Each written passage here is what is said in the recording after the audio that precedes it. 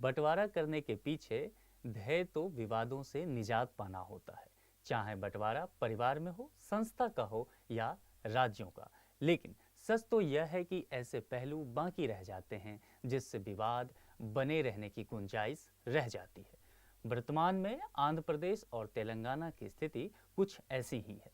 नमस्कार, मेरा नाम है मनीष भारती और आप देख रहे हैं संस्कृति आईएएस यूट्यूब चैनल। दोस्तों, आज हम आंध्र प्रदेश और तेलंगाना के मध्य उत्पन्न हुए संपत्ति विवाद के कारण, दोनों राज्यों का मत और समाधान की गुंजाइश पर चर्चा करेंगे।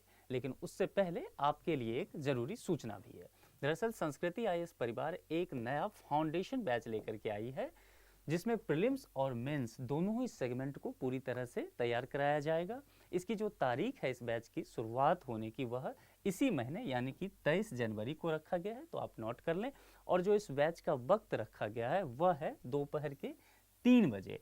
इसमें कुछ विशेषताएं हैं, उस पर हम एक नज़र डाल लेते हैं। देखिए, यह बैच ऑफलाइन तो होगा ही, साथ ही उसके साथ लाइव बैच भी आप ले सकते हैं। और इसके अलावा एक और विशेषता इसमें दी गई है कि आप इसे हाइब्रिड मोड में भी ले सकते हैं, यानी कि ऑफलाइन और ऑनलाइन दोनों ही मोड में ले सकते हैं। इसमें नामांकन शुरू हो गई है, तो आप जल्द से जल्द नामांकन कराकर अपना सीट जो है सुनिश्चित कर लें। तारीख ध्यान रखना है 23 जनवरी दोपहर के 3 बजे। इससे विशेष जानकारी यदि इस संबंध में आपको चाहिए तो संस्कृति आईएएस के वेबसाइट पर विजिट कर सकते हैं और दिए गए नंबर पे आप कॉल करके या व्हाट्सएप करके भी विशेष जानकारी ले सकते हैं। दोस्तों, हमारी टीम आपके लिए यह वीडियो काफ़ी एफर्ट लगा के बनाती है। बदले में आप वीडियो को लाइक कर सकते हैं और चैनल को सब्सक्राइब करके हमारा प्रोत्साहन बढ़ा सकते हैं। तो चलिए अब हम सीधे अपने टॉपिक की ओर चलते हैं। देखिए, अगर आप न्यूज़पेपर की कटिंग पे गौर करेंगे तो यहाँ लिखा हुआ है the stalemate between Telangana and Andhra Pradesh. इस वर्ड पे ध्यान दीजिए। इसका मतलब यह हुआ कि गतिरोध बना रहना। शतरंज के खेल में शब्द का प्रयोग किया जाता है, यानी कि जीत ना आपकी हुई ना मेरी हुई। जो विवाद था, जो जंग था, वह बरकरार रह गया। दोनों पक्षों के बीच गतिरोध बना रह गया। और यहाँ दोनों पक्ष कौन है? तो एक तेलंगाना पक्ष है, दूसरा आंध्र प्रदेश एक पक्ष है। ये दोनों राज्य पहले एक ही हुआ करते थे, लेकिन 2 जून 2014 को दोनों राज्यों का बंटवारा हो गया और दोनों ही सेपरेट हो गए। आंध्र प्रदेश से निकल करके तेलंगाना एक नया राज्य भारत का बन गया। उसके बाद से विवाद की स्थिति कई मुद्दों को लेकर हुई। नदी जल विवाद को लेकर के हुआ, संपत्ति को लेकर के हुआ, कई संस्थानों के बंटवारे कर लेकर के विवाद है।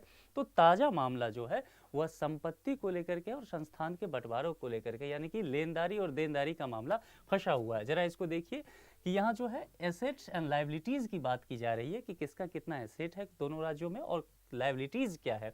उसके बाद इस पर सरकार का क्या मत है, दोनों पक्षों का क्लेम इस पर क्या है। और जो एक कमेटी बनाई गई थी, एक्सपर्ट कमेटी बनाई गई थी, जो इस बात को डिसाइड करे कि किसका एसेट कितना हुआ और लायबिलिटीज़ किसकी कहाँ कहाँ पड़ती है। तो इस कमेटी ने, एक्सपर्ट कमेटी ने क्या कहा है इस बारे में, और यूनियन गवर्नमेंट इसको सेटलमेंट करने के लिए क्या प्रयास कर रही है। तो इन्हीं सब चीज़ों के दरमियान रखते हुए हम इस चर्चा को बढ़ाएंगे।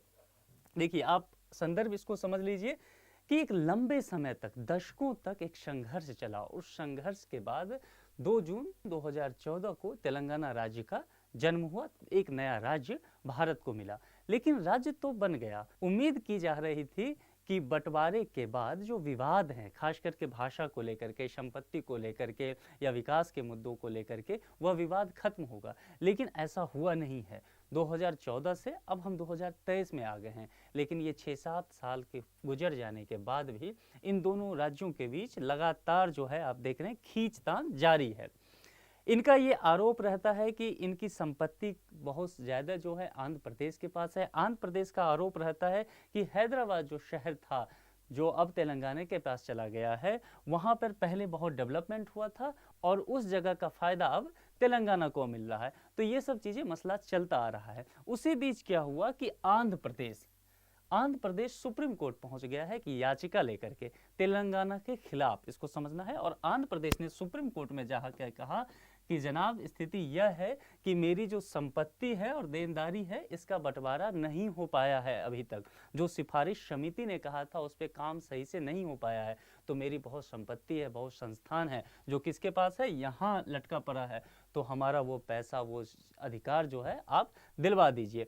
इसको कहते हुए यह पहुंच गई है तेलंगाना के विरुद्ध सुप्रीम कोर्ट के में एक याचिका लेकर के, और इन्होंने टर्म यूज किया है कि निष्पक्ष, न्याय संगत और शीघ्र। थोड़ा जल्दी कीजिए, 7 साल हो गुजर गया है, अभी तक मसला अटका है, तो थोड़ा जल्दी में इस स्थिति को क्लियर कर दीजिए। ये मसला चला आ रहा था। देखिए, जून 2014 में आंध्र प्रदेश पुनर्गठन अधिनियम 2014 के तहत दोनों राज्यों का बंटवारा हुआ। उसके साथ ही संपत्ति और देनदारी का बंटवारा हुआ। पूरा मामला जो है इस दोनों मुद्दों पे फंसा हुआ है कि किसकी संपत्ति कितना है, और जो दोनों पे जो लायबिलिटी है वह लायबिलिटी दोनों पे कितना कितना परसेंटेज है। तो यह दोनों पॉइंट है, इसको आप समझ लीजिए। और यह तो हो गया कि बंटवारा होगा इस अधिनियम के तहत, लेकिन सच्चाई यह है कि इस काम का आज तक विभाजन शुरू भी नहीं हुआ है, मामला अभी तक अटका हुआ है। अब ये जब काम नहीं हुआ है तो इससे बहुत सारे मुद्दे उत्पन्न हुए हैं। कुछ इसके बिंदुओं पर देख लीजिए। पहले क्या हुआ कि जब ये दोनों राज्य एक हुआ करते थे तो आप जानते हैं आंध्र प्रदेश की राजधानी हैदराबाद हुआ करती थी, लेकिन जब दोनों राज्यों का बंटवारा हो गया तो हैदराबाद तेलंगाना के हिस्से में चला जाता है। यहाँ एक बात ध्यान देने की जरूरी है, क्योंकि उस वक्त हैदराबाद आंध्र प्रदेश का एक बड़ा शहर था, इसीलिए हैदराबाद के इर्द गिर्द काफ़ी विकास किया गया, काफ़ी इन्वेस्टमेंट किया गया। लेकिन जब राज्यों का बंटवारा हुआ तो हैदराबाद मिल जाता है तेलंगाना को। इसका नुकसान हुआ आंध्र प्रदेश को। आंध्र प्रदेश अपेक्षाकृत तेलंगाना से एक रिच स्टेट बन के उभरता है। तो यह एक मुद्दा आंध्र प्रदेश हमेशा ही उठाता रहता है कि बुनियादी ढांचों का विकास यहाँ हुआ और अब उस वक्त जो इन्वेस्टमेंट था हमने यहाँ किया और अब उसका फायदा तेलंगाना को मिल रहा है, मुझे नहीं मिल पा रहा है। ठीक है, इसके परिणाम स्वरूप कहते हैं कि आंध्र प्रदेश के लोगों का जो है मौलिक और अन्य संवैधानिक अधिकार जो है वह नहीं मिल पा रहा है, यानी कि उसके अधिकारों की हनन हो रही है। वो कह रहे हैं कि एक लंबे समय तक जो पूरे आंध्र प्रदेश के लोग थे उनके टैक्स पेयर से हैदराबाद के आसपास का विकास हुआ, लेकिन अब वो वहाँ चला गया है। तो जो मौलिक अधिकार एक हमारा है वो उसका हनन हुआ है। हमारे बहुत सारे अधिकार इस बंटवारे में सही ढंग से नहीं हो सका, इसीलिए हमें नहीं मिल पा रहा है।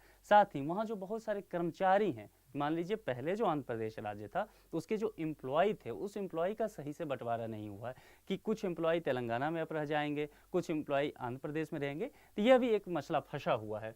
देखिए, जो काम करने वाले कर्मचारी जो हैं तकरीबन 1.5 लाख के आसपास पड़ते हैं, 1,59,096 हैं, जो 2014 से इसीलिए अधर में है कि संसाधनों का उचित विभाजन नहीं हो सका है। तो अभी तक क्लियर नहीं हो सका है कि वो किस राज्य के एम्प्लॉय होंगे, वह काम करेंगे तो नियुक्ति पत्र कौन देगा, उनकी सैलरी कहाँ से मिलेगी।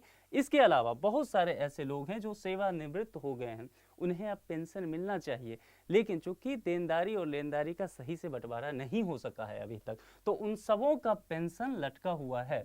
तो यही कंसर्न है कि वो उसका मौलिक अधिकार था और वो अपना जीवन यापन कैसे करेंगे, इस पर अब समस्या आ गई है।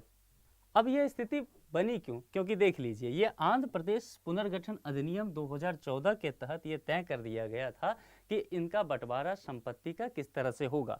लेकिन अब इस पुनर्गठन अधिनियम को दोनों ही राज्य आंध्र प्रदेश और तेलंगाना अपने अपने तरीके से डिफाइंड करते हैं, अपने अपने हितों को देखते हुए आगे बताते हैं।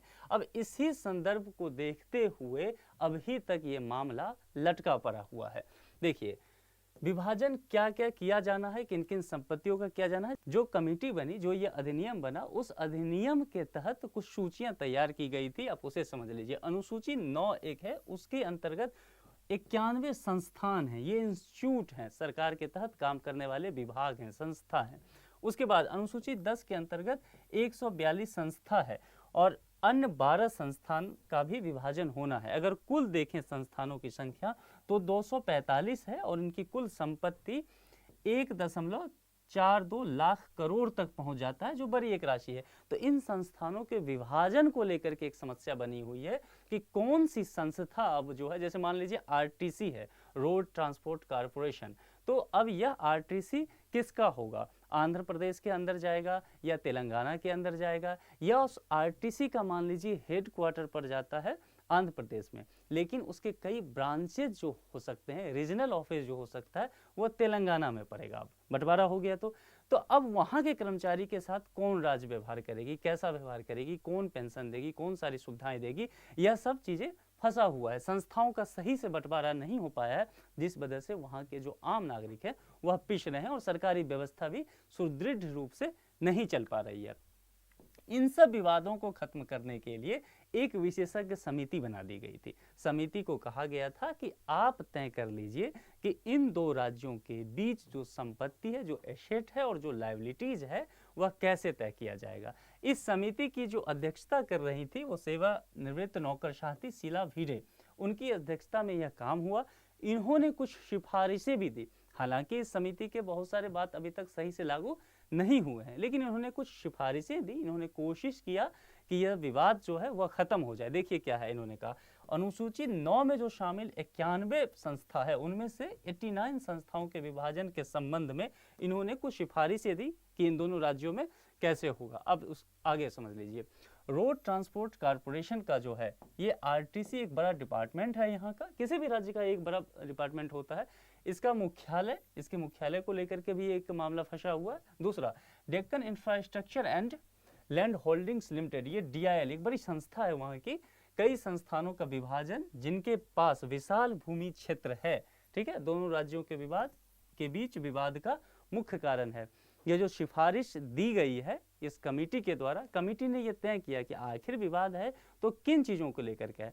तो देखा गया कि आप दोनों के बीच जो विवाद है वह दरअसल भूमि विवाद है। और भूमि विवाद भी जो कुछ बड़े संस्था हैं, आरटीसी जैसे हैं या DIL जैसे हैं, और भी ऐसे कई संस्था हैं, इन संस्थाओं के पास जो भूमि है उसको लेकर के बड़ा विवाद चल रहा है। तो इन्होंने सबसे पहले फाइंड आउट किया कि सबसे पहले ये देखें तो मुद्दा क्या है, उसके बाद तो समाधान की ओर चलेंगे। तो यह एक काम हो गया। समिति ने RCT कर्मचारियों और अन्य संपत्तियों के विभाजन की सिफारिश की जो मुख्यालय संपत्ति के परिभाषा के अंतर्गत नहीं आता है।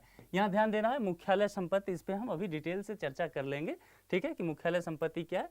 यह एक ऐसा शब्द है कि यह अगर आप समझ जाते हैं तो पूरा मामला आपको क्लियर हो जाएगा। अब इसको आप ध्यान से समझ लीजिए कि ये क्या मामला पड़ता है। इसकी परिभाषा जो है इसी एक्ट में दिया गया था, आंध्र प्रदेश पुनर्गठन अधिनियम 2014 में सेक्शन 53 में बताया गया था कि मुख्यालय संपत्ति क्या है।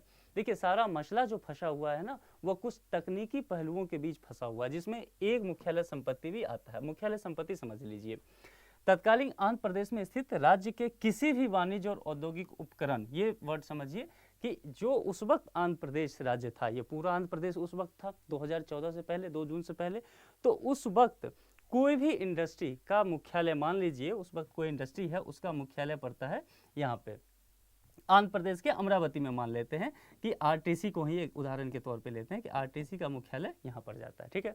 और RTC के बहुत सारे डिपार्टमेंट जो हैं वो राज्य के अलग अलग क्षेत्रों में होगा, रीजनल ऑफिस होगा। तो मान लेते हैं यहाँ हैदराबाद के आसपास RTC का एक ब्रांच है, मान लेते हैं ऐसा, ठीक है। इस उदाहरण से आप इस बात को समझ पाएंगे, नहीं तो बड़ी जटिल एक प्रक्रिया है। तो RTC का यहाँ हो गया हेडक्वार्टर, ठीक है, और यहाँ इसका हो गया एक रीजनल ब्रांच। तो यह कह रहा है कि अगर मान लीजिए कि जब बंटवारा नहीं हुआ था उस समय कोई भी संस्था, कोई भी इंडस्ट्री जहाँ उसका मुख्यालय था और जहाँ जहाँ उसके ब्रांच थे, अब बंटवारा हो गया। तो जब बंटवारा हो गया, पार्टीशन हो गया, तो इसके पास भी, इस हेडक्वार्टर के पास भी कुछ एसेट होगा, मान लेते हैं कुछ एसेट होगा, और इसके पास भी लायबिलिटी होगी।